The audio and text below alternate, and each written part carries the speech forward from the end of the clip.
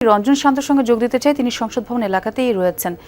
রঞ্জন, যদি শুনতে পেয়ে থাকেন, শপথ গ্রহণ অনুষ্ঠান শেষ হয়েছে, একটু জানতে চাই এখন কি তথ্য রয়েছে আপনার কাছে এবং আপনি কি কি তথ্য পেলেন? আপনি তো বাইরে অবস্থান করছেন, সংসদ ভবনের বাইরে, কি তথ্য আছে আপনার কাছে? ছোঁয়া তথ্য সাধারণ মানুষের তথ্য, কারণ ঠিক এই জাতীয় সংসদে শপথ গ্রহণ যখন হলো তখন আমি সাধারণ মানুষের সঙ্গে কথা বলছিলাম। স্টে সেফের ডাবল লেয়ার প্রোটেকশনই পিরিয়ডের হেভি ফ্লোর দিনগুলোতে আমাকে রাখে নিরাপদে। Stay safe. এবং তার আগেও কথা বলেছি, এর আগে যারা এই সংসদ সদস্য মনোনীত হয়েছেন তারা যখন প্রবেশ করছিলেন তাদের প্রতিক্রিয়া দেখেছি, শুনেছি। সব মিলিয়ে এক নতুন দিন, এবং সেই নতুন দিনে বাংলাদেশের জনসাধারণের যে প্রত্যাশা সেটার কথাও শুনেছি। এবং ঘুরে ফিরে তারা যে প্রত্যাশার কথা বলেছেন, সেই প্রত্যাশা এদেশের ভাগ্য বদলানোর প্রত্যাশা। এদেশের শিক্ষা থেকে শুরু করে স্বাস্থ্য খাত, প্রত্যেকটা মানুষের যে চাওয়া, যে মৌলিক অধিকার, সেগুলো আদায়ের দাবি। এবং এবারের এই সংসদের পর থেকে, নতুন সরকার দায়িত্ব নেওয়ার পর থেকে ভাগ্য বদলাবে সাধারণ মানুষের বলে প্রত্যাশা করেন তারা, যেটা গত দেড় যুগেও হয়নি, কিংবা বাংলাদেশের অতীত ইতিহাস বলে যে সেভাবে আসলে কখনোই সাধারণ মানুষ তারা তাদের প্রত্যাশার যে প্রতিদান সেটা পাননি। তো এবার সবকিছুই যেহেতু একেবারে অন্য রকম করে, জুলাই আন্দোলনের কথা যদি শুরু করি, সেখান থেকে এসে তারেক রহমানের দেশে আসা এবং তারপর ত্রয়োদশ জাতীয় সংসদ নির্বাচন হওয়া, তারপর আজকের এই 17 ফেব্রুয়ারির শপথ, সবকিছুর মিলিয়ে বাংলাদেশের সাধারণ মানুষ যারা এসছেন, কিংবা বিভিন্ন নেতাকর্মীর সঙ্গে তাদেরকে সাপোর্ট করতেও যারা এসছেন, সবাই কিন্তু ওই প্যারালাল জায়গা থেকে কথা বলছেন, যেখানে মানুষের অধিকারের কথা বলা হয়, যেখানে মানুষের আর অভাব দূর করার কথা হয়, স্বাস্থ্য খাতে উন্নতির কথা বলা হয়, কিংবা শিক্ষা খাতে উন্নতির কথা বলা হয়। আমরা এই প্রজন্মের মানুষের সঙ্গে কথা বলেছি, তেমন প্রবীণ মানুষের সঙ্গে কথা বলেছি, তাদের ওই একই ধরনের প্রত্যাশাই রয়েছে। সেই প্রত্যাশার টানে অনেকেই এসেছেন জানতে, বুঝতে যে সেদিকেই যাচ্ছে কিনা। আমরা যদি কথা বলার চেষ্টা করি কিছু মানুষের সঙ্গে, তাহলে দেখব যে নিশ্চয়ই তারা তাদের সেই কথাগুলোই তুলে ধরবেন।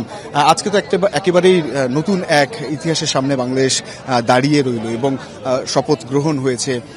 সেই প্রত্যাশাটা কি আপনাদের ব্যক্তিগতভাবে? কারণ গত সময়ের যে শাসন শোষণ বলেন, সবকিছুই দেখেছেন, ভাগ্য কিন্তু সাধারণ মানুষের বদলায়নি। নতুনের কাছে কি? বিসমিল্লাহির রহমানির রহিম। প্রথমে মহান রব্বুল আলামিনের দরবারে শুকরিয়া আদায় করছি যে দীর্ঘ 17 বছর পরে আমরা আমাদের গণতন্ত্রের ধারায় আমরা ফিরে আসতে পেরেছি। গণতান্ত্রিক ধারায় যে একটি সুষ্ঠু এবং অবাধ নির্বাচন হয়ে গেল 12 ফেব্রুয়ারি 2026 সালে, সেই নির্বাচন একটা মাইল ফলক হয়ে থাকবে বাংলাদেশের জনগণের জন্য, এদেশের আপামর জনসাধারণের আগামীর ভবিষ্যতের জন্য।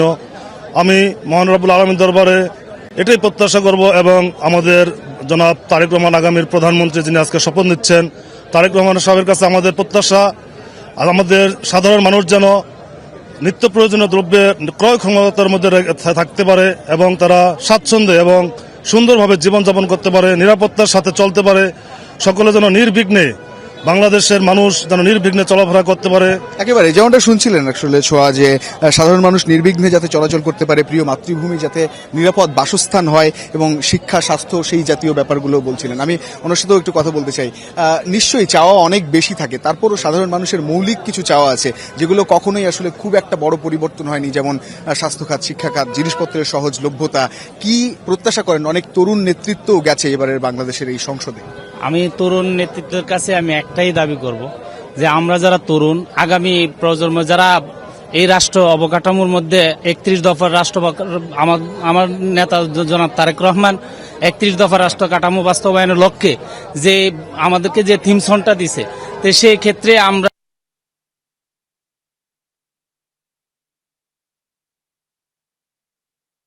হইছেন, তাদের কাছে আমাদের একটাই প্রত্যাশা, আমাদের তরুণদেরকে এমন একটা কর্মক্ষেত্র তৈরি করে দিতে হবে, যে কর্মক্ষেত্রের দ্বারা আমার গোটা বাংলাদেশ উজ্জীবিত হবে মহান এই বিশ্বের বুকে।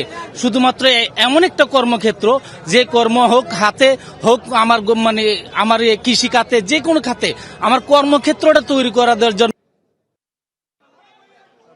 এবং দেশনায়ক তারেক রহমানের কাছে আমার আহ্বান, যেন আমরা সাধারণ জনগণ যারা আছি, আপনাকে নিরঙ্কুশ দিয়ে জয়ী করে আপনার এই মহান সংসদের দায়িত্বভার আপনাকে দিতে, আপনার আল্লাহ সহায়ক হোক, আর আপনি দেশের জন্য একটা বড় মাইল ফলক হয়ে আমাদের জন্য দৃষ্টান্ত স্বরূপ দাঁড় করে দিতে পারেন।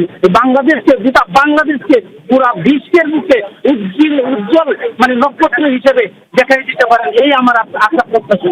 একেবারে অন্যরকম আমেজ বলা যায় যে নতুন বাংলাদেশের নতুন উৎসবের রং যদি জাতীয় সংসদের সামনে থেকে আজকে বলি তাহলে প্রথম এই বাংলাদেশের প্রথম উৎসব, এবং মানুষ নিয়ে অভিনয় জুড়ে এই জনসাধারণের যে কথা সেই কথায় কোনো দলীয় কেন্দ্র নেই, ও খারাপ ও ভালো নেই, কিন্তু আপনি একটা প্রত্যাশা এবং একটা দায়িত্বে যে বসছেন নতুন সরকার, সেই দায়িত্বের সঙ্গে সেই দায়িত্বের রিয়েলাইজেশনটা যাতে তাদের থাকে। কারণ শুধুমাত্র যারা বলছিল শপথটা শুধুমাত্র সেই শপথ বাক্যে চলে যাওয়া নয়, এই শপথটা 18 কোটি মানুষের কথা মাথায় রেখে তাদের ভালোর জন্য শপথ।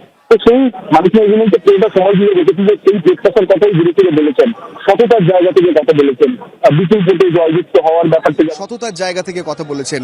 বিপুল ভোটে জয়যুক্ত হওয়ার ব্যাপারটা যেমন আছে, যেমন এনসিপির 6টা আসন সেরকমটা আছে, জামায়াতে ইসলামে আছে, এবং সবার সঙ্গে সবার যে হৃদ্যতা সেটার কথাও তুলে যেহেতু শপথ নেবেন।